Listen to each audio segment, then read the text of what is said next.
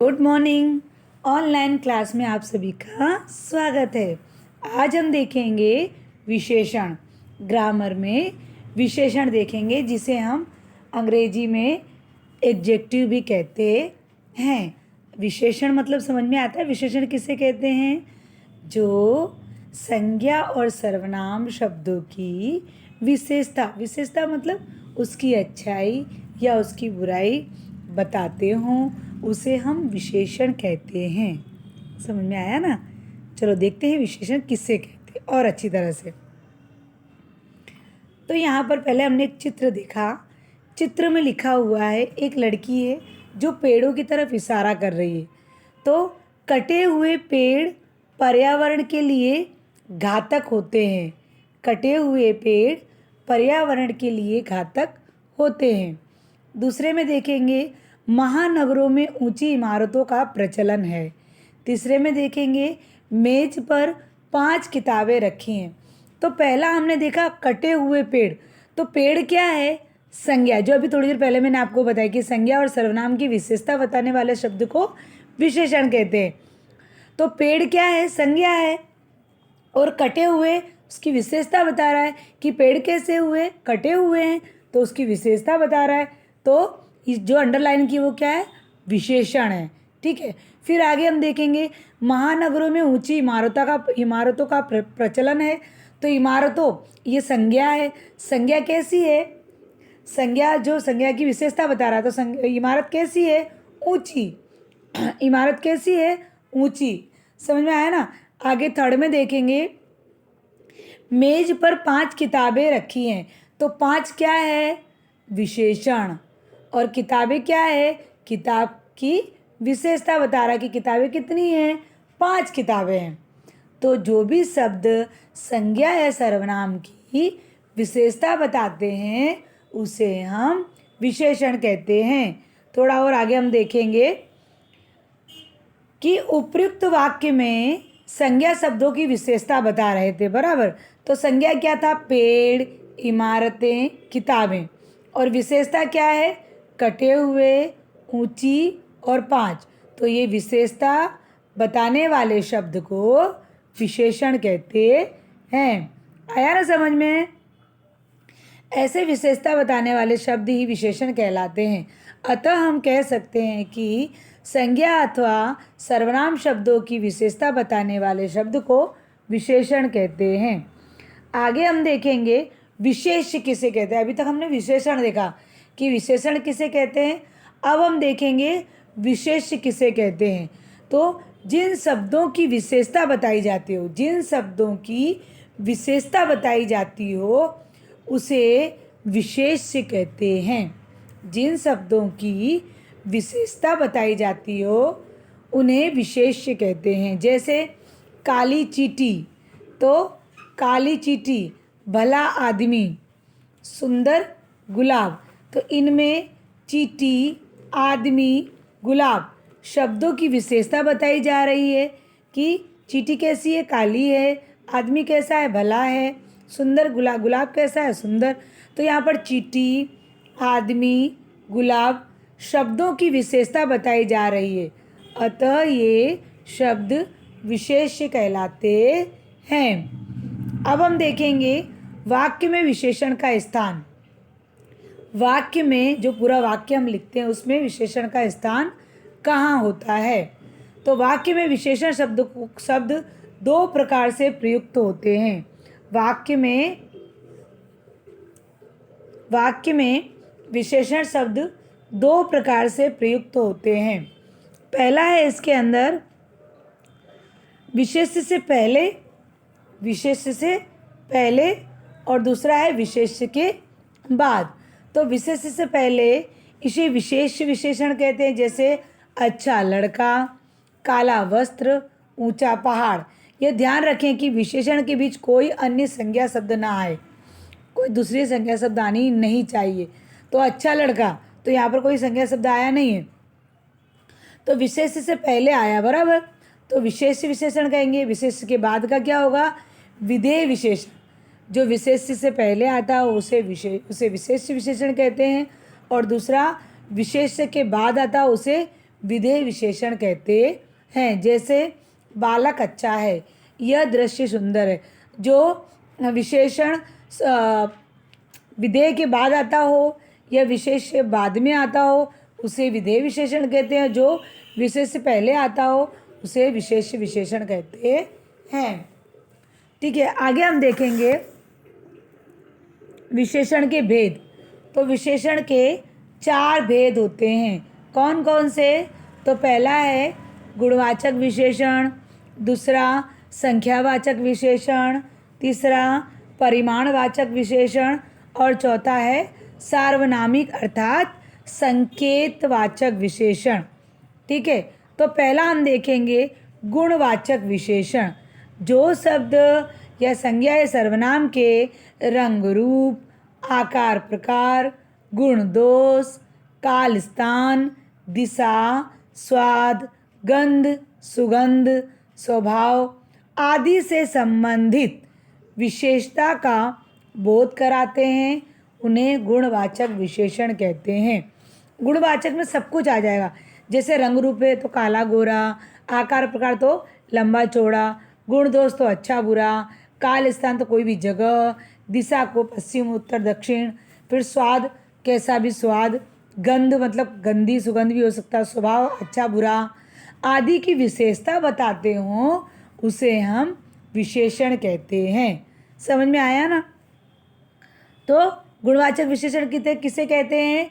जिस विशेषण शब्द से संज्ञा और सर्वनाम के रंग रूप, आकार प्रकार, गुण दोष, काल स्थान, दिशा, स्वाद, गंध, स्वभाव आदि से संबंधित विशेषता का बोध कराता हो उसे हम गुणवाचक विशेषण कहते हैं।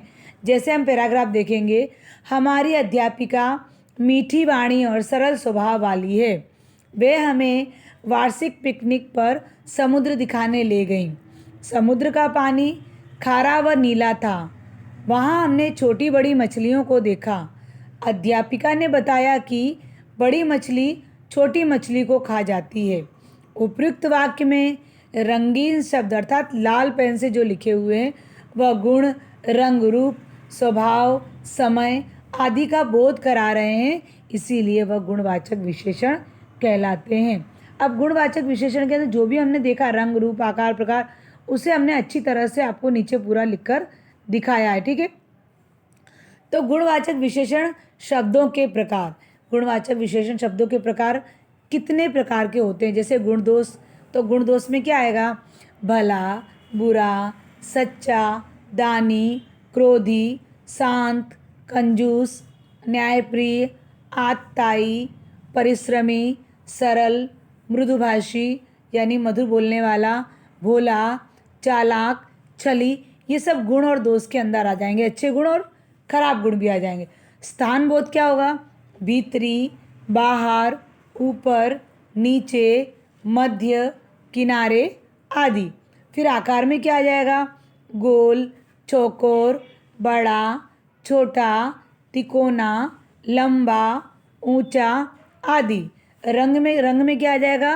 काला, पीला, नीला, सफ़ेद, हरा, गोरा, आकर्षक, सुनहरा, सुंदर आदि। समय में आ जाएंगे दैनिक, मासिक, वार्षिक, नवीन, प्राचीन, संध्या, उषाकाल आदि। फिर दशा अर्थात अवस्था में आ जाएगा अस्वस्थ, स्वस्थ, पतला, गीला, रोगी, बलवान, अमीर, दरिद्र आदि।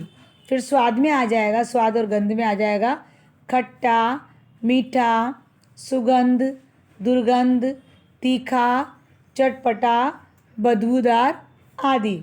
दिशा में आ जाएगा पूर्वी, पश्चिम, उत्तरी, दक्षिणी और पाश्चात्य। अब आपको अच्छी तरह से समझ में आ गया कि गुणवाचक किसे कहते हैं। बराबर, संज्ञा सर्वनाम की विशेषता बताने वाले विशेषण को गुणवाचक संज्ञा कहते हैं। जैसे गुण, आकार, प्रकार, स्थान, स्वभाव, गंध आदि की विशेषता बताते हैं उसे गुणवाचक विशेषण कहते हैं। अब हम देखेंगे सेकंड नंबर का संख्यावाचक विशेषण। संख्यावाचक विशेषण, संख्या शब्द से आपको पता चलना चाहिए, संख्या मतलब होता है नंबर्स। क्या होते हैं? नंबर्स। जैसे 1 2 3 4 5 आदि। ठीक है, तो ये जो नंबर्स हैं वह, तो संख्या जिसमें नंबर्स आते हों, जिसमें पहले नंबर्स आते हों और बाद में शब्द आते हों, तो उसे हम संख्यावाचक विशेषण कहते हैं। ठीक है, फिर भी इसकी परिभाषा, इसका डेफिनेशन देखेंगे। जिन विशेषण शब्दों द्वारा संज्ञा तथा सर्वनाम की संख्या संबंधी, संज्ञा और सर्वनाम की संख्या संबंधी विशेषता बताते हैं, उसे हम संख्यावाचक विशेषण कहते हैं। जैसे हर 6 दोस्त हैं, हम 6 दोस्त हैं। 6 कैसा है? 6 आ गया, नंबर वाला आ गया, संख्या वाला आ गया। हम शाम के समय घूम रहे थे, तभी देखा कि एक पेड़, तो एक आ गया। पर चिड़िया ने एक, फिर से एक आ गया, एक घोंसला बनाया था। उस घोंसले में 4 चूजे थे, 4 आ गया, तो 6 आ गया, 1 आ गया, 1 आ गया और 4 आ गया। तो ये नंबर्स, शब्द संख्या के आगे नंबर्स हो तो वह संख्यावाचक होता है। जैसे 6 दोस्त, 6 दोस्त, 1, 4 दोस्त, पेड़, घोंसला, चूजों की संख्या का बोध करा रहा है, अतः यह संख्यावाचक विशेषण कहलाता है। समझ में आया ना आप लोगों को? आगे देखेंगे, संख्यावाचक विशेषण को 2 भागों में बांटा गया है। संख्यावाचक विशेषण को कितने भागों में बांटा गया है? संख्यावाचक विशेषण को 2 भागों में बांटा गया है। पहला है निश्चय संख्यावाचक विशेषण। निश्चय मतलब हमें पक्का यकीन है कि वह है, तो उसे निश्चय बोलेंगे। और जो हमें पक्का यकीन नहीं है, उसे हम अनिश्चय संख्यावाचक बोलते हैं। तो पहले हम देखेंगे निश्चित संख्यावाचक विशेषण। जिस संख्यावाचक शब्द से किसी निश्चित संख्या का, निश्चित मतलब हमें पता है कि 4 है, 5 है, 6 है, हमने देखी हुई है और हमें पता है, तो वहाँ पर निश्चित संख्या का बोध होता है, उसे निश्चय संख्यावाचक विशेषण कहते हैं। जिस संख्यावाचक शब्द से किसी निश्चित संख्या का बोध होता है, उसे निश्चय संख्यावाचक विशेषण कहते हैं। जैसे 2 लड़कियां पार्क में घूम रही हैं, 4 लोग आपस में बातें कर रहे हैं, यहाँ पर 4 कुर्सियां रख दो। तो 2 लड़कियां पार्क में, वो हमें निश्चित रूप से पता है 2 लड़कियां हैं, 4 लोग हैं, 4 लोग बातें कर रहे हैं, कुर्सियां भी 4 हैं, 4 कुर्सियां। तो निश्चित संख्या का ये सब बोध करा रहे हैं कि हमने पार्क में 2 लड़कियों को देखा, 4 लोग बातें कर रहे हैं और 4 कुर्सियाँ। तो ये सब चीज़ें हम लोग अपनी आंखों से देख रहे हैं, तो हमें निश्चित तौर पे पता है कि यह निश्चितवाचक संख्या है। ठीक है, तो अतः यह क्या कहलाएगा? निश्चय संख्यावाचक विशेषण कहलाता है। अब हम देखेंगे अनिश्चयवाचक विशेषण। तो अनिश्चयवाचक विशेषण में क्या होगा कि जिस शब्द से निश्चित संख्या का बोध नहीं होता, जिस शब्द से निश्चित संख्या का बोध नहीं होता, उसे हम अनिश्चित संख्यावाचक कहते हैं। जैसे कुछ बच्चे मिलकर पौधा लगा रहे हैं। दूसरे चित्र में देखेंगे, मैं बाजार से कुछ कपड़े लाई हूँ। आगे देखेंगे, इनमें से कुछ बोतलें खाली हैं। तो कुछ बच्चे, कुछ कपड़े, कुछ बोतलें, हमें यह शब्द से निश्चित रूप से कुछ पता चलता नहीं है। जैसे बच्चे, कपड़े, बोतल की निश्चित संख्या का बोध नहीं होता है, तो ये क्या कहलाएंगे? अतः यह अनिश्चित संख्यावाचक कहलाते हैं। आगे देखेंगे 3rd नंबर का, परिमाणवाचक विशेषण। परिमाणवाचक विशेषण, परिमाण का मतलब होता है तोलना और मापना। तोल माप कह सकते हैं, तोलना और मापना, तोल माप। जो शब्द संज्ञा और सर्वनाम की मात्रा या परिमाण का बोध कराते, जैसे मैंने बोला ना अभी आपको, तोल और माप, मात्रा या परिमाण का बोध कराते हैं उसे परिमाणवाचक विशेषण कहते हैं। जैसे मैं दुकान पर 2 किलो दूध लेने गया। मैंने दुकानदार से कहा, अंकल जाग सहित दूध नापने से थोड़ा दूध कम हो जाता है, कृपया ठीक से नापिए। बाद में मैंने 250 ग्राम पनीर तथा आधा किलो दही भी लिया। तो जो लाल अक्षरों में लिखे हैं उपरोक्त वाक्यों में 2 किलो, थोड़ा, 250 ग्राम तथा आधा किलो, ये शब्द क्या है? नाप और तौल संबंधी विशेषता बता रहे हैं। नाप और तौल संबंधी विशेषता बता रहे हैं, अतः यह परिमाणवाचक विशेषण कहलाते हैं। अब परिमाणवाचक विशेषण के भी 2 प्रकार होते हैं। परिमाणवाचक विशेषण के भी 2 प्रकार या 2 भाग होते हैं। कौन कौन से? पहला है निश्चय परिमाणवाचक विशेषण और दूसरा है अनिश्चय परिमाणवाचक विशेषण। पहला निश्चय परिमाणवाचक विशेषण, दूसरा अनिश्चय परिमाणवाचक विशेषण। तो पहले हम देखेंगे निश्चित परिमाणवाचक विशेषण। वे विशेषण शब्द जो निश्चित माप तोल का बोध कराते हैं। निश्चित माप तोल का मतलब 2 kilo, 4 kilo, 5 kilo, 2 litre, 3 litre. तो जो वे विशेषण शब्द जो निश्चित माप और तोल का बोध कराते हैं, बताते हैं, उसे हम निश्चय परिमाणवाचक विशेषण कहते हैं। जैसे दादी बाजार से 2 किलो टमाटर लाई। दूसरे चित्र में देखेंगे मेरी कमीज 2 मीटर कपड़े में बनती है। आगे तीसरे चित्र में देखेंगे मुझे 1 लीटर शरबत की बोतल दे दो। तो यहाँ पर उपरोक्त वाक्य के अंदर हमने देखा कि 2 किलो, 2 मीटर, 1 लीटर शब्द टमाटर, कपड़े, शरबत के निश्चित परिमाण का बोध करा रहे हैं कि टमाटर कितने हैं? 2 किलो हैं। कपड़ा कितना है? 2 मीटर है। शरबत कितना है? 1 लीटर। तो ये सब जो टमाटर, कपड़े, शरबत के निश्चित परिमाण का ये बोध करा रहे हैं, अर्थात बता रहे हैं, उसे हम क्या कहेंगे? ये निश्चय परिमाणवाचक विशेषण कहलाता है। आगे हम देखेंगे सेकंड नंबर का अनिश्चय परिमाणवाचक विशेषण।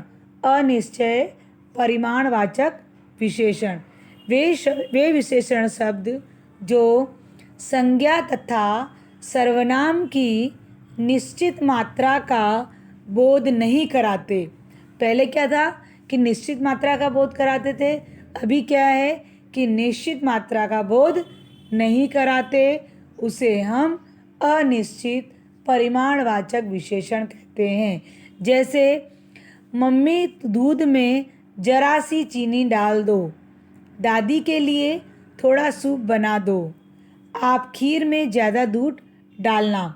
तो यहाँ पर उपयुक्त वाक्य में जरा सी, थोड़ा, ज़्यादा शब्द चीनी, सूप, दूध के निश्चय परिमाण का बोध नहीं कराते। जैसे चीनी कितनी है? तो जरा सी, पता नहीं कितनी, जरा सी में कितनी भी आ सकती है। सूप कितना है? थोड़ा, कितना थोड़ा? बहुत कम, थोड़ा, थोड़ा और कम, तो कितना कम वो भी हमें पता नहीं। दूध ज़्यादा, ज़्यादा मतलब कितना ज़्यादा वो भी हमें पता नहीं है। तो ये सब चीनी, सूप, दूध के निश्चित परिमाण का बोध नहीं कराते, तो यह क्या कहलाएंगे? अतः यह अनिश्चित परिमाणवाचक विशेषण कहलाते हैं। आगे हम देखेंगे 4 नंबर का सार्वनामिक संकेतवाचक विशेषण। सार्वनामिक भी बोल सकते हैं। सार्वनामिक मतलब यह वह होता है, और संकेत मतलब उसकी ओर इशारा करना, संकेत करना, उसकी ओर इशारा करना अर्थात संकेत करना। तो सार्वनामिक तथा संकेतवाचक विशेषण वे सर्वनाम शब्द जो विशेषण की भांति प्रयोग में लाए जाते हैं, उन्हें वे सर्वनाम शब्द जो विशेषण की भांति प्रयोग में लाए जाते हैं उन्हें सार्वनामिक संकेतवाचक विशेषण कहते हैं। जैसे हम यहाँ पर पहले चित्र देखेंगे, फिर हमें इसकी परिभाषा समझ में आएगी, ठीक है।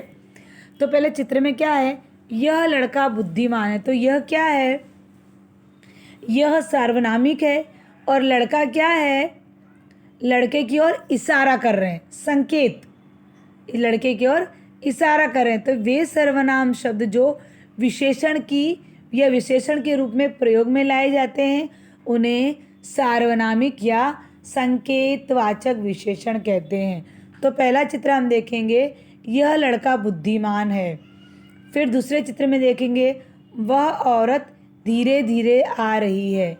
फिर आगे चित्र में देखेंगे, ये लड़के मेरे दोस्त हैं।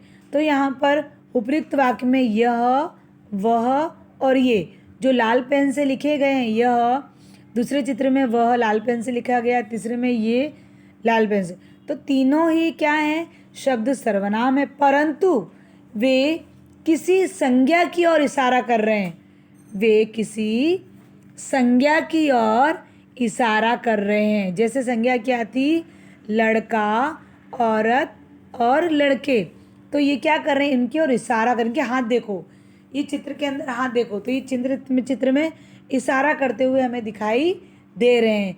तो ये भी है कि वे सर्वनाम शब्द जो संज्ञा की ओर इशारा करते या संकेत करते हुए दिखाई देते हैं उसे हम सार्वनामिक विशेषण कहते हैं, ऐसे भी आप बोल सकते हो। उपयुक्त वाक्य में यह, वह और ये शब्द सर्वनाम है, परंतु वे किसी संज्ञा, लड़का, औरत, लड़के की ओर इशारा कर रहे हैं, अतः यह सार्वनामिक विशेषण हैं। आगे हम देखेंगे उदाहरण, और भी उदाहरण हम यहाँ देखेंगे। यह चिड़िया बहुत मीठा गाती है। दूसरा है, यह सिंहासन विक्रमादित्य का है। इस विद्यालय की सभी सराहना करते हैं। यह पुस्तकालय बड़ा प्रसिद्ध है। तो यहाँ पर यह, इस और फिर से यह, फिर से यह, तो ये सब किसकी ओर इशारा कर रहे हैं, चिड़िया, विद्यालय, सिंहासन और पुस्तकालय, ठीक है, ये सब संज्ञा की ओर इशारा कर रहे हैं, अर्थात यह क्या होगा, यह कहलाएगा सार्वनामिक विशेषण। आगे देखेंगे संख्यावाचक विशेषण और परिमाणवाचक विशेषण में अंतर। तो पहले यहाँ पर हम देखेंगे, जिस वस्तुओं को नापा या तौला जाता है उनका परिमाण बताने वाले शब्द को परिमाणवाचक विशेषण कहते हैं। जिन वस्तुओं को नापा तोला जाता है उसे हम परिमाणवाचक विशेषण कहते हैं। जबकि वस्तुओं की गिनती की जाती हो, उनकी संख्या का बोध कराते हों, वह संख्यावाचक विशेषण कहलाता है। जैसे नेहा ने 5 किलो चावल खरीदा, तो 5 किलो चावल, तो ये क्या हुआ, परिमाणवाचक विशेषण, यहाँ पर किसी संख्या की ओर इशारा नहीं है। तो नेहा ने 5 पुस्तक खरीदी, तो नेहा ने 5 पुस्तक खरीदी, संख्या की ओर इशारा है, पुस्तक क्या है, संज्ञा है, संज्ञा की ओर इशारा हो रहा है ना, 5 पुस्तक खरीदी, संज्ञा की विशेषता बता रहे, तो जहाँ संज्ञा की विशेषता बताता वहाँ संख्यावाचक विशेषण, ठीक है। फिर आगे, करण ने थोड़ा दूध पिया, तो थोड़ा दूध परिमाणवाचक विशेषण। करण ने थोड़े सेब खाए, तो संख्यावाचक विशेषण, ठीक है। अब हम देखेंगे दोनों में सर्वनाम और सार्वनामिक विशेषण के अंतर, सर्वनाम और सार्वनामिक विशेषण में अंतर। तो देखेंगे, जैसे कि हम पिछले अध्याय में पढ़ चुके हैं कि सर्वनाम का प्रयोग संज्ञा के स्थान पर होता है, जबकि सर्वनाम का प्रयोग कहाँ होता है, संज्ञा के स्थान पर होता है, जबकि सार्वनामिक विशेषण का प्रयोग संज्ञा के साथ संज्ञा की ओर संकेत करते हुए होता है ना। समझ में आया, सर्वनाम किसे कहते हैं और सार्वनामिक किसे कहते हैं, पता चला कि संज्ञा के स्थान पर जिन शब्दों का प्रयोग किया जाता है उसे सर्वनाम कहते हैं, जबकि सार्वनामिक विशेषण का प्रयोग संज्ञा के साथ संज्ञा की ओर इशारा करते हुए होता है, उसे हम सार्वनामिक विशेषण कहते हैं। जैसे यह आज मिलने आई है, यह आज मिलने आई है, तो सर्वनाम, यह पुस्तक मेरी है, तो यह पुस्तक, पुस्तक संज्ञा है तो संज्ञा की ओर इशारा कर रहा, तो क्या होगा? सार्वनामिक विशेषण। ठीक है, तो यहाँ दोनों वाक्य में यह शब्द का प्रयोग अलग अलग व्याकरणीय महत्व के लिए किया गया है। अब हमने अभी तक देखा विशेषण देखा, विशेष्य देखा, विशेषण विशेष्य के प्रकार देखे, विशेषण के प्रकार देखे।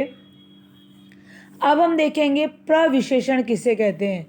बराबर, पहले हमने विशेषण किसे कहते हैं, फिर विशेष्य किसे कहते हैं, अब हम देखेंगे प्रविशेषण किसे कहते हैं। विशेषण की भी विशेषता बताता उसे प्रविशेषण कहते हैं। समझ में आया? चलिए देखते हैं हम इसकी परिभाषा।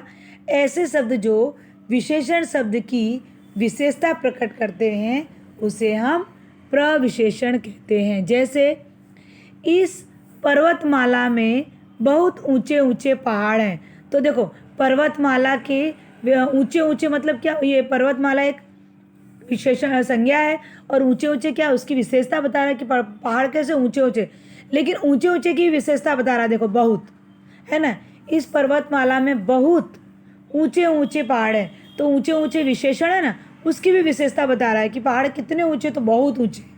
समझ में आया? दूसरा देखेंगे, तालाब में बहुत सुंदर, सुंदर क्या है? विशेषण है। विशेषण सुंदर, उसकी भी विशेषता बता रहा है कि सुंदर कितना है, तो बहुत सुंदर है।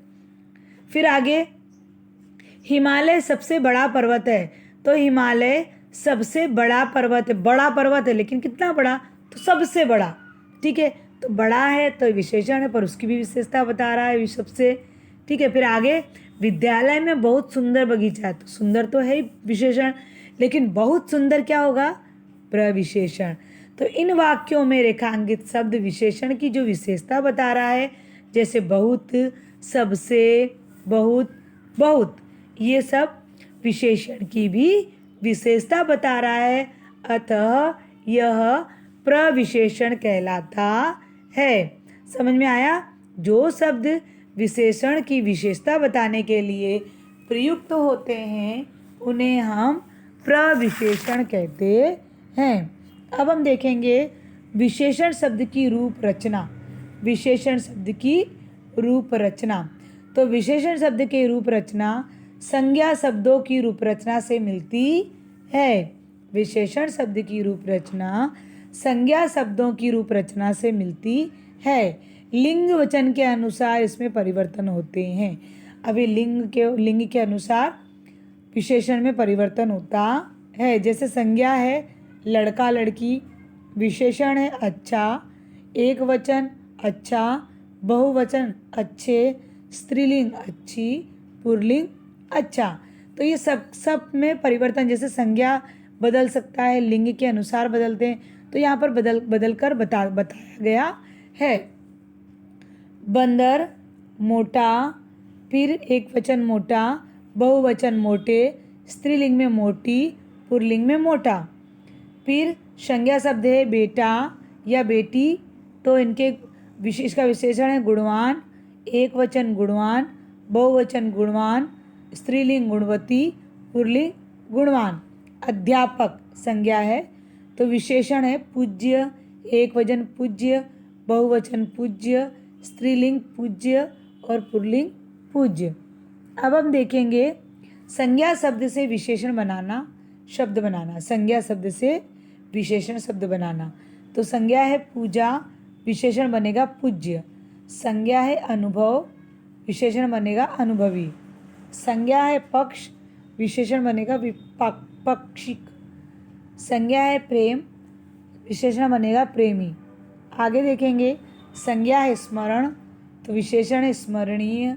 स्वर्ण, स्वर्णिम, दीन, दैनिक, सम्मान, सम्मानित, रोग, रोगी, सुख, सुखी, भारत, भारतीय, धन, धनी, विदेश, विदेशी, चमक, चमकीला, इतिहास, ऐतिहासिक, शक्ति, शक्तिशाली, पर्वत, पर्वतीय, सत्य, सत्यनिष्ठ। आगे देखेंगे सर्वनाम शब्द से विशेषण शब्द बनाना।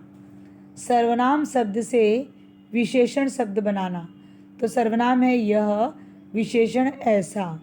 कौन कैसा, तू तुझसा, मैं मुझसा, वह वैसा, जो जैसा। आगे क्रिया शब्द से विशेषण शब्द बनाना।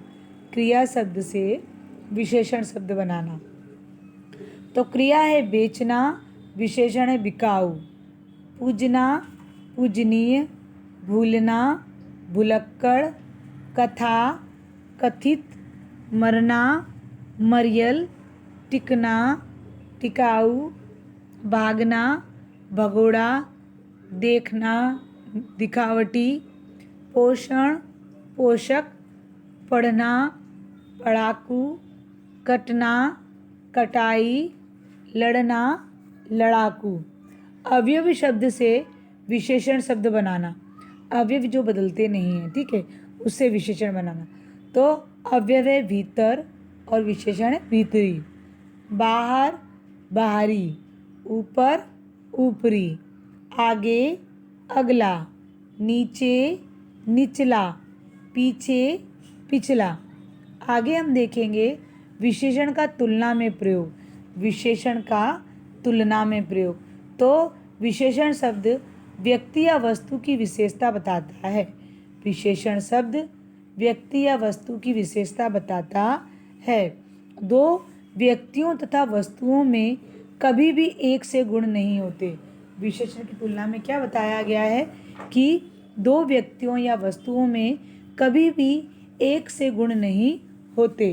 तो विशेषण की 3 तुलना अवस्था है। इसे भी 3 भागों में बांटा गया है। विशेषण की तुलना अवस्था को 3 भागों में बांटा गया है। तो पहला है इसमें मूलावस्था, दूसरा है उत्तरावस्था और तीसरा है उत्तमावस्था। पहला है मूलावस्था, दूसरा है उत्तरावस्था, तीसरा है उत्तमावस्था। तो पहला मूलावस्था में देखेंगे कि जब किसी एक ही प्राणी या वस्तु की विशेषता प्रकट की जाती हो, जब किसी एक ही प्राणी या वस्तु की विशेषता प्रकट, एक ही व्यक्ति और एक ही प्राणी की विशेषता प्रकट की जाती हो, तो वो मूलावस्था कहलाता है। जैसे यह करेला कड़वा है, तो खाली एक ही करेला के बारे में बताया कि करेला कड़वा है। दूसरा, यह बच्चा बुद्धिमान है, तो एक ही बच्चे के बारे में बताया गया, तो ये क्या कहलाएगा? मूलावस्था। दूसरा हम देखेंगे उत्तरावस्था, जहाँ दो प्राणियों या वस्तुओं की विशेषता की तुलना की जाती है। पहले में एक था, दूसरे में क्या है? दो प्राणी या वस्तुओं की विशेषता की तुलना की जाती हो। ऐसा करते समय की अपेक्षा की तुलना में से बढ़कर कम। फिर से देखेंगे, जहाँ दो प्राणियों या वस्तुओं की विशेषता की तुलना की जा रही हो, ऐसा करते समय की अपेक्षा की तुलना में से बढ़कर, से कम आदि शब्द विशेष के बाद आते हैं। जैसे मेरा भाई तुम्हारे भाई से काफ़ी छोटा है, तो यहाँ पर एक की दूसरे के साथ तुलना हो रही है, तो ये उत्तरावस्था कहलाएगा। ठीक है, मेरा भाई तुम्हारे भाई से काफ़ी छोटा है। राधा अनुराधा से ज़्यादा सुंदर है, तो दोनों की तुलना हो रही है। आगे देखेंगे, उत्तरावस्था को प्रकट करने के लिए विशेषण शब्द के बाद तर प्रत्यय जोड़ दिया जाता है। जैसे लघु तो लघुत्तर। ठीक है, फिर आगे हम देखेंगे उत्तमावस्था। कौन सी अवस्था? उत्तमावस्था। यहाँ दो या अधिक व्यक्तियों या वस्तुओं में से किसी एक को सबसे अधिक विशेषता युक्त बताया जाता है। जहाँ दो या अधिक व्यक्तियों या वस्तुओं में से किसी एक को सबसे अधिक विशेषण युक्त बताया जाता हो, जैसे सबसे, सर्वाधिक, सब में, सभी से आदि शब्द समूहवाची शब्द के बाद आते हैं।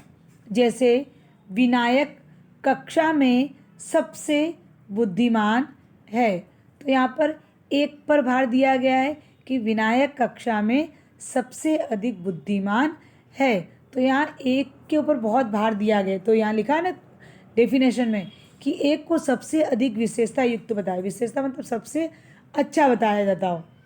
बजरंग सर्वाधिक बलवान है, तो बजरंग बजरंग एक ही के बारे में बहुत बल दिया जा रहा है, ज़्यादा जोर दिया जा रहा है, तो सर्वाधिक बलवान है। तो उत्तमावस्था में विशेषण के बाद तम प्रत्यय का प्रयोग किया जाता है, जैसे लघु और लघुत्तम। समझ में आया ना। आगे हम देखेंगे संस्कृत शब्दों में विशेषण शब्दों की उत्तरावस्था दर्शाने के लिए शब्द के अंत में तर तथा उत्तमावस्था दर्शाने के लिए अंत में तम जोड़ा जाता है। समझ में आया। तो यहाँ पर तीनों विशेषता के बारे में बताया गया कि मूलावस्था में क्या कहते हैं, उत्तरावस्था में क्या कहेंगे और उत्तमावस्था में क्या कहेंगे। तो मूलावस्था में लघु, उत्तरावस्था में लघुत्तर, उत्तमावस्था में लघुत्तम। कोमल, कोमलतर, कोमलतम। उच्च, उच्चतर, उच्चतम। न्यून, न्यूनतर, न्यूनतम। श्रेष्ठ, श्रेष्ठतर, श्रेष्ठतम। सुंदर, सुंदरतर, सुंदरतम। नवीन, नवीनतर, नवीनतम। प्राचीन, प्राचीनतर, प्राचीनतम। आगे अधिक, अधिकतर, अधिकतम। शीघ्र, शीघ्रतर, शीघ्रतम। निम्न, निम्नतर, निम्नतम। मधुर, मधुरतर, मधुरतम। निकट, निकटतर, निकटतम। गुरु, गुरुतर, गुरुत्तम। प्रिय, प्रियतर, प्रियतम। पवित्र, पवित्रतर, पवित्रतम। आगे अब हम देखेंगे, हमने पूरा लेसन पढ़ लिया विशेषण का, और मुझे आशा है कि आपको यह विशेषण समझ में भी आया होगा कि विशेषण किसे कहते हैं। जो संज्ञा सर्वनाम की विशेषता बताते हैं उसे विशेषण कहते हैं। फिर कहा है कि विशेष्य किसे कहते हैं, तो विशेषण की विशेषता बताते हैं उसे विशेष्य कहते हैं। फिर हमने देखा कि प्रविशेषण किसे कहते हैं, कि विशेषता की भी विशेषता बताते हैं उसे प्रविशेषण कहते हैं। फिर विशेषण की तुलना अवस्था, तो 3 तुलना अवस्था में बांटा गया। पहला है उत्तमावस्था, उत्तरावस्था, और तीसरा क्या था, कौन कौन से थे, प्रविशेषण होने के बाद कौन कौन से आए थे, वो उत्तरावस्था, उत्तमावस्था, और कौन सा था, मूलावस्था। कौन कौन सा था, कौन कौन सा था बताइए, मूलावस्था, उत्तरावस्था और उत्तमावस्था। समझ में आया ना आपको, मैंने सब कुछ अच्छी तरह से क्लियर बता दिया है। अब हम देखेंगे एक्सरसाइज, ठीक है। तो फर्स्ट एक्सरसाइज है, सही विकल्प पर सही का निशान लगाइए। तो आम मीठा है, तो मूलावस्था होगा। विनायक कक्षा में सबसे अधिक बुद्धिमान है, तो उत्तमावस्था। सिमरन सोनी से बड़ी है, तो उत्तरावस्था। क्वेश्चन नंबर 2, दिए गए वाक्यों में से विशेषण शब्दों को रेखांकित कीजिए और उचित भेद पर सही निशान लगाइए। तो कुछ विद्यार्थी यहाँ नहीं गए, तो हमने देखो यहाँ पर है ना रेखांकित नहीं किया, मतलब निशान नहीं लगाया। तो आप अपने पास पेंसिल पर रखो अपने पास, और यहाँ पर निशान भी लगाते चलो, ठीक है। आपको नीचे टिक लगानी, जैसे यहाँ पर रेखांकित, रेखांकित मतलब अंडरलाइन करनी है। तो दिए गए वाक्यों में से विशेषण शब्द को रेखांकित कीजिए और उचित भेद पर सही का निशान लगाइए। तो यहाँ पर विशेषण कौन सा है इस शब्द के अंदर, कुछ विद्यार्थी यहाँ नहीं आए, तो कुछ के नीचे अंडरलाइन करो, कुछ विद्यार्थी यहाँ नहीं आए, तो परिमाणवाचक विशेषण कहलाएगा, ठीक है। सेकंड देखेंगे, सफ़ेद ताजमहल को मैं देखती ही रहेगी, तो सफ़ेद के ऊपर अंडरलाइन करो नीचे, तो ये कौन सा होगा, गुणवाचक विशेषण। तीसरा है, यह ग्वाला प्रति माह पैसे लेता है, यह क्या है, सार्वनामिक विशेषण, तो यह के ऊपर अंडरलाइन करो। फिर आगे, पुस्तकालय में 7,000 किताबें हैं, पुस्तकालय में 7,000 किताबें हैं, तो 7, ठीक है, विशेषण है, 7,000 विशेषण है, तो क्या कहलाएगा ये, संख्यावाचक। फिर आगे, विशाल सभा भवन में कार्यक्रम हुआ, तो विशाल के ऊपर टिक लगाओ, तो यहाँ पर क्या आएगा, गुणवाचक। फिर मैंने अब काफ़ी यात्रा कर ली है मैंने अब काफ़ी, काफ़ी के ऊपर तो क्या होगा काफ़ी पे परिमाणवाचक विशेषण, आगे कृष्ण सावले, सावले के ऊपर करना है तो गुणवाचक विशेषण। ठीक है, फिर आगे देखेंगे क्वेश्चन नंबर 3, विशेषण विशेष्य का मिलान कीजिए। विशेषण विशेष्य का मिलान कीजिए, ध्यान से देखना। ठीक है, जापानी गुड़िया, वीर महाराणा प्रताप, पहले विशेषण है फिर विशेष्य। ठीक है, विशेषण को विशेष्य के साथ लगाना है। तो जापानी क्या है विशेषण और गुड़िया क्या है विशेष्य। ठीक है, तो जापानी गुड़िया, वीर महाराणा प्रताप, चौकोर कमरा, होनहार छात्र, मीठा आम, परिश्रमी किसान। ठीक है, नेक्स्ट इधरी बाजू में दिया गया वो देखेंगे। हरी घास, साहसी बालिका। अब देखो मैंने 15 के ऊपर नहीं किया है तो लास्ट रह गया है 15 मीटर। 15 पे कर दो और मीटर के सामने कर दो, 15 मीटर। पीली सरसों, मज़ेदार कहानी, मज़ेदार कहानी, 7 विद्यार्थी। समझ में आया ना। आगे देखेंगे हम क्वेश्चन नंबर 4, गुणवाचक शब्दों को उचित शीर्षक के नीचे लिखिए। अब यहाँ पर कौन कौन से हमने सबसे पहले गुणवाचक विशेषण देखा था, याद है? और उसके अंदर हमने सब कुछ देखा था, गुण, रंग, रूप, दिशा, अवस्था, आकार, प्रकार, रंग, रूप, स्वभाव, बराबर, सुगंध, दुर्गंध आदि चीज़ें देखी थी ना। तो अब उसमें वही है, यहाँ पर हमें वही दिखाना है अलग अलग करके कि गुण में क्या आएगा, रंग रूप में क्या आएगा, दिशा में क्या आएगा और अवस्था में क्या आएगा, आकार में क्या आएगा। ठीक है, तो गुण का क्या होगा, चालाक सरल, रंग रूप में लाल गोरा, दिशा में दक्षिण उत्तरी, अवस्था में पतला स्वस्थ, आकार में गोल तिकोना। ठीक है, फिर आगे हम देखेंगे क्वेश्चन नंबर 5।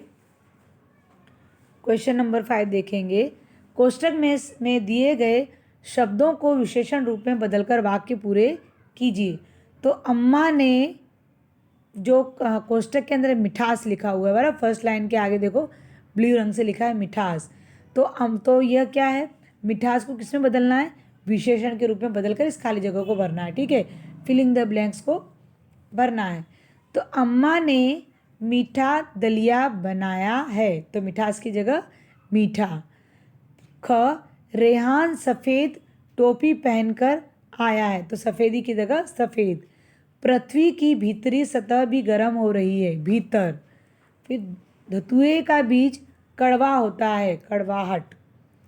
काली उड़द की दाल बनी है, मनज्ञ ने पूरी किताब पढ़ी है, भव्य समारोह का आयोजन हुआ।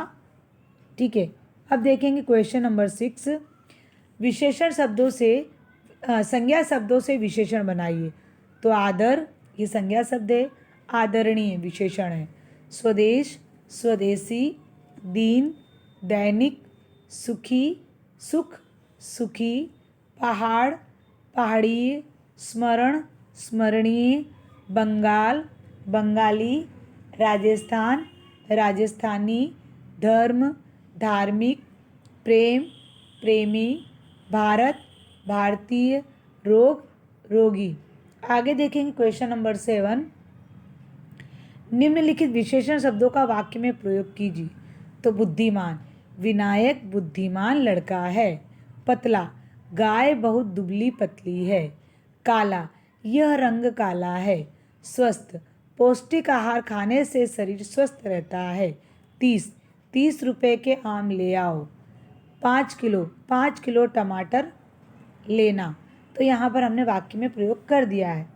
अब यहाँ पर हमारा क्वेश्चन नंबर 8, निम्नलिखित प्रश्नों के उत्तर लिखिए। तो पहले हम क्वेश्चन देखेंगे, फिर हमने नीचे आंसर आपको दिए हैं। तो पहला है विशेष्य किसे कहते हैं, दूसरा संख्यावाचक विशेषण और परिमाणवाचक विशेषण में अंतर लिखिए, फिर तीसरा है सर्वनाम और सर्वनाम विशेषण में अंतर लिखिए। तो इसके पहला क्वेश्चन है कि विशेष्य किसे कहते हैं। ठीक है, तो जिन शब्दों की विशेषता बताई जाती है उन्हें विशेष्य कहते हैं, जैसे काली चींटी, भला आदमी, सुंदर गुलाब। इनमें चींटी, आदमी, गुलाब शब्द की विशेषता बताई जा रही है। अतः यह विशेष्य कहलाते हैं। क्वेश्चन नंबर 2 था संख्यावाचक और परिमाणवाचक विशेषण में अंतर। तो यहाँ पर दिया गया है संख्यावाचक और परिमाणवाचक विशेषण में अंतर। ठीक है, जिन वस्तुओं को नापा तोला जाता है, अभी हमने सीखा था थोड़ी देर पहले, तो आपको आना चाहिए। जिन वस्तुओं को नापा तोला जाता है उसे परिमाणवाचक कहते हैं, जबकि वस्तुओं की गिनती की जाती है उसे संख्यावाचक विशेषण कहते हैं। ठीक है, जैसे नेहा ने 5 किलो चावल खरीदा तो परिमाणवाचक, नेहा ने 5 पुस्तक खरीदी संख्यावाचक, करण ने थोड़ा दूध पिया परिमाणवाचक, करण ने थोड़े सेब खाए तो संख्यावाचक। अब हम देखेंगे सर्वनाम और सार्वनामिक विशेषण में अंतर। तो सर्वनाम और सार्वनामिक में अंतर, तो जैसे कि हम पिछले अध्याय में पढ़ चुके हैं कि सर्वनाम का प्रयोग संज्ञा के स्थान पर होता है, जबकि सार्वनामिक विशेषण का प्रयोग संज्ञा के साथ संज्ञा की ओर संकेत करते हुए होता है। ठीक है, तो जैसे हम उदाहरण देखेंगे, यह आज मिलने आई तो सर्वनाम हुआ, यह पुस्तक मेरी है तो संज्ञा है पुस्तक और सर्वनाम यह, तो सर्वनाम के साथ प्रयोग हुआ, संज्ञा के साथ प्रयोग हुआ तो सार्वनामिक विशेषण होगा। यहाँ दोनों वाक्य में यह शब्द का प्रयोग अलग अलग व्याकरणीय महत्व के लिए हुआ है। आपको विशेषण मैंने पूरा सिखा दिया, विशेषण के प्रकार, विशेषण किसे कहते हैं, विशेषण की तुलना अवस्था क्या होती है, विशेष किसे कहते हैं और प्रविशेषण किसे कहते हैं। यह हमारा पूरा कंप्लीट हो गया। अब हम इसी के साथ आपकी एक्सरसाइज भी मैंने पूरी करवा दी है, एक्सरसाइज भी हो गई है। अब हम इसी के साथ पत्र लेखन भी देखेंगे। ठीक है, मैंने इसी के साथ आपको पत्र लेखन भी शेयर कर दिया है, आपको PDF भी भेजी है, उसमें देख लीजिएगा। तो पहला पत्र लेखन है, प्रधानाचार्य को हिंदी दिवस पर कवि सम्मेलन आयोजित करने हेतु पत्र। अगर ये मैंने कभी पहले पूछ भी लिया है तो भी आपको यही करना है। समझ में आया ना, जो मैं बोल रही हूँ वही आपको पत्र करने हैं। तो यहाँ पर देखो राइट में एड्रेस लिखा है, तो नीचे जब लिखते हो ना आप अपना, मेरा विश्वासु, आपका विश्वासु, वो भी आपको राइट में लिखना। अगर आप एड्रेस लेफ्ट में लिखते हो तो आपको नीचे भी लेफ्ट में ही लिखना है, राइट लेफ्ट नहीं करना, लेफ्ट तो लेफ्ट, राइट तो राइट। ठीक है, और एड्रेस भी आप चाहें वो एड्रेस लिख सकते हो, आपका घर का एड्रेस लिख सकते हो, अपना एड्रेस लिख सकते हो। ये वाला एड्रेस लिखना ज़रूरी नहीं है, लेकिन हिंदी में ही लिखना है। चलो देखेंगे हम, परीक्षा भवन गाजियाबाद, दिनांक 2/2/2021, सेवा में प्रधानाचार्य, दिल्ली पब्लिक स्कूल, वसंत कुंज, दिल्ली। विषय है कवि सम्मेलन आयोजित करने के लिए माननीय महोदय, सविनय निवेदन है कि हम हिंदी क्लब की ओर से हिंदी दिवस के अवसर पर 14 सितंबर को विद्यालय परिसर में कवि सम्मेलन आयोजित करना चाहते हैं। हम इस कवि सम्मेलन में देश के कुछ प्रसिद्ध कवियों को आमंत्रित करना चाहते हैं। कृपया कवि सम्मेलन आयोजित करने की अनुमति प्रदान करने की कृपा करें ताकि हम उसकी व्यवस्था कर सकें। धन्यवाद। आपका आज्ञाकारी शिष्य अनुराग, अध्यक्ष हिंदी क्लब, कक्षा 8वीं A, दिनांक 38 जो भी है। अब देखो आपने ऊपर देखा था एड्रेस भी देखो राइट में लिखा हुआ है, एड्रेस राइट में लिखा, और देखो नीचे भी राइट में ही लिखा है। तो आपको भी ऐसे ही ध्यान देना है, ऊपर और नीचे लेफ्ट तो लेफ्ट, राइट तो राइट। समझ में आया ना आप लोगों को। सेकंड पत्र लेखन देखेंगे हम, गंदगी की सूचना देते हुए स्वास्थ्य अधिकारी को पत्र। यहाँ भी वही आपको फॉलो करना है कि राइट में लिखते हो तो नीचे राइट में ही लिखना है, और लेफ़्ट में लिखते हो तो नीचे लेफ़्ट में ही लिखना है। ये चीज़ का आपको ध्यान रखना है। तो 2/215 गांधीनगर दिल्ली, दिनांक 11 मई 2021, सेवा में स्वास्थ्य अधिकारी, दिल्ली नगर निगम, दिल्ली 32। विषय क्षेत्र की नियमित सफाई न होने से बीमारी फैलने की आशंका। आगे हम देखेंगे अब, महोदय मैं रमेश चंद्र दिल्ली के अंतर्गत आने वाली गांधीनगर क्षेत्र का निवासी हूँ।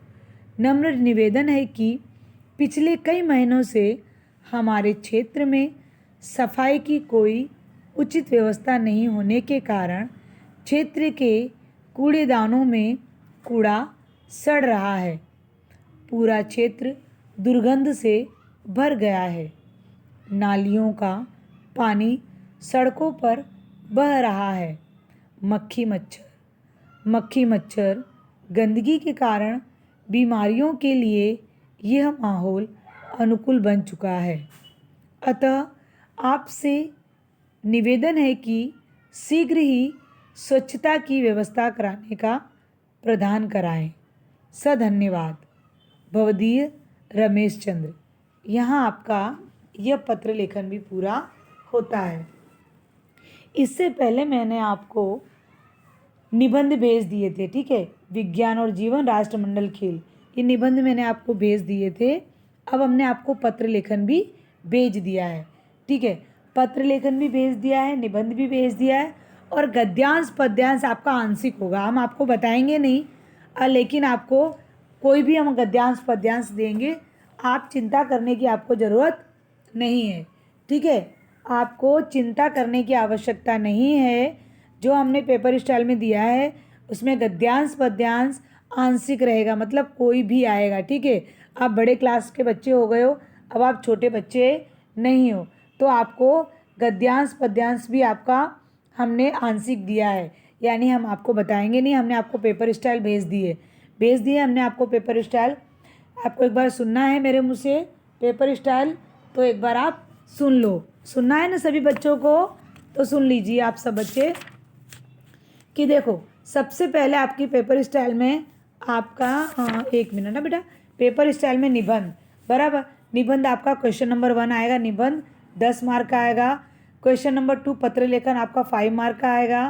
क्वेश्चन नंबर 3 व्याकरण, जो आपके व्याकरण बुक में से होगा 20 मार्क का, जो आपका व्याकरण होगा क्वेश्चन नंबर 3 20 मार्क का होगा, ठीक है। फिर आप देखेंगे क्वेश्चन नंबर 4 गद्यांश, क्वेश्चन नंबर 5 पद्यांश, यह आंशिक होगा, कोई भी आएगा, ठीक है बच्चा। आगे देखेंगे क्वेश्चन नंबर 6 सूचना, क्वेश्चन नंबर 6 है वो व्याकरण की हिंदी बुक में, जो हम लोग ग्रामर करवाते हैं ना, पीछे वाला टेक्स्ट बुक के पीछे का है ना, विरोधार्थी समानार्थी, उसके अंदर से हम आपको पूछेंगे। वो मैंने आपको टॉपिक लिखकर भेज दिए हैं, ठीक है। वह इस प्रकार से क्वेश्चन नंबर 6 व्याकरण हिंदी बुक से आएगा। फिर आप देखेंगे क्वेश्चन नंबर 7 प्रश्नों के उत्तर। सब कुछ आपको पेपर स्टाइल भी मैंने समझा दी। क्वेश्चन नंबर 1 निबंध, क्वेश्चन नंबर 2 पत्र लेखन, क्वेश्चन नंबर 3 व्याकरण बुक, क्वेश्चन नंबर 4 पद्यांश, क्वेश्चन नंबर 6 पद्यांश, क्वेश्चन नंबर 6 आएगा व्याकरण बुक, व्याकरण टेक्स्ट बुक। पहले व्याकरण बुक थी, अब हिंदी बुक आएगी व्याकरण के अंदर। फिर क्वेश्चन नंबर 7 प्रश्नों के उत्तर। सब कुछ आपको अच्छी तरह से समझ में आ गया होगा, ठीक है। और जो मैंने पत्र लेखन निबंध दिया उसे भी आप अच्छी तरह से लर्न कर लेना। समझ में आया ना। अब आपको हमने सब कुछ बता दिया है, थोड़ा ग्रामर रह गया, वो हम आगे के नेक्स्ट लेक्चर में सीखेंगे। चलिए, इसी के साथ मैं अपनी वाणी को विराम देती हूँ। अस्तु, धन्यवाद।